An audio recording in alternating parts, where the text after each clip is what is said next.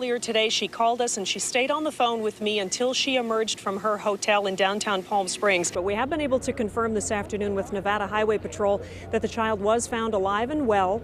This is a snowcat. They've had it here on the hill since about 1969, and we're being told he is a San Bernardino County Sheriff's deputy and his flight instructor.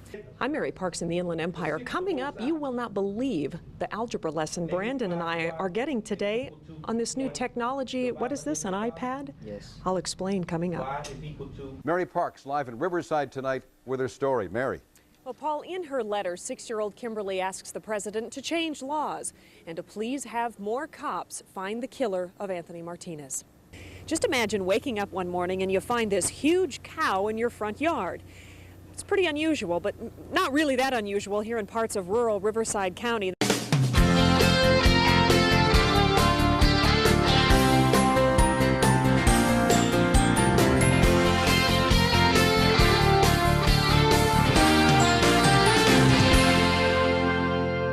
Hello and welcome to Face to Face. Joining us today, Cindy Roth with the Greater Riverside Chambers of Commerce. Welcome to the show. Thank you, Mary.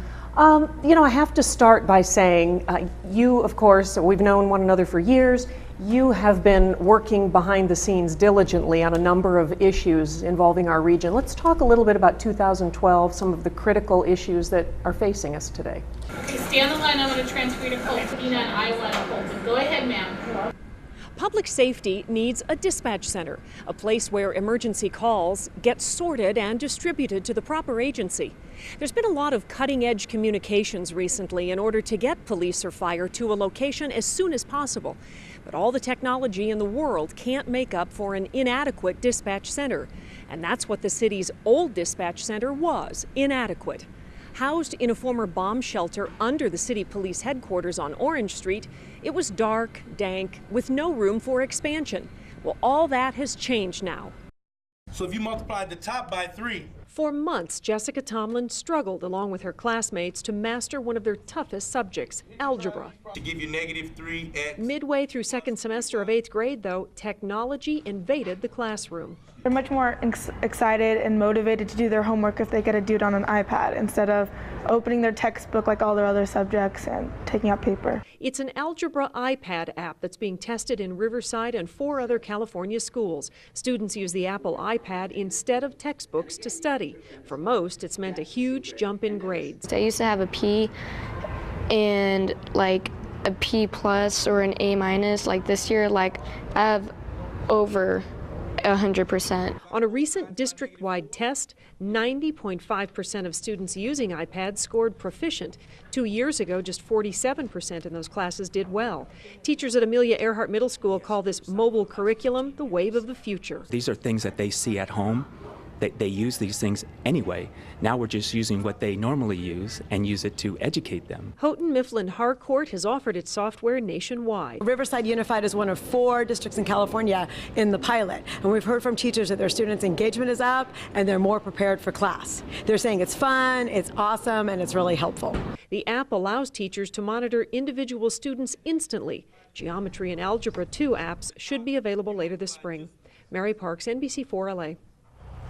This is Highway 138, a beautiful, snowy, tree-lined gateway to the town of Wrightwood.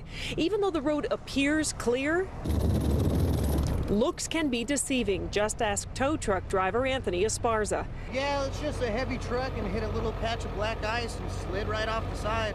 Esparza says he hit a patch of black ice and spun out at the edge of town. Ironically, Esparza was on his way to rescue a motorist stuck in the snow when he needed rescuing.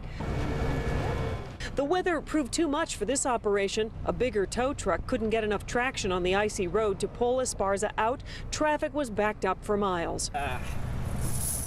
But that gave UC Riverside student Cameron Booth enough time to figure out how to install tire chains. 22 inches in our driveway we had to shovel out this morning, though, so that was, Yeah, that was not very fun. As heavy snow continued to fall, avalanche warnings were issued for the hills around Wrightwood, Big Bear, and Snow Valley.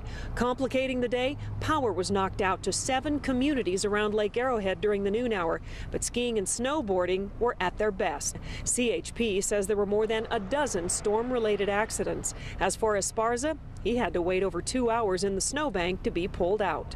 Just keep it slow. I got 4-wheel drive and it still keeps slipping all over.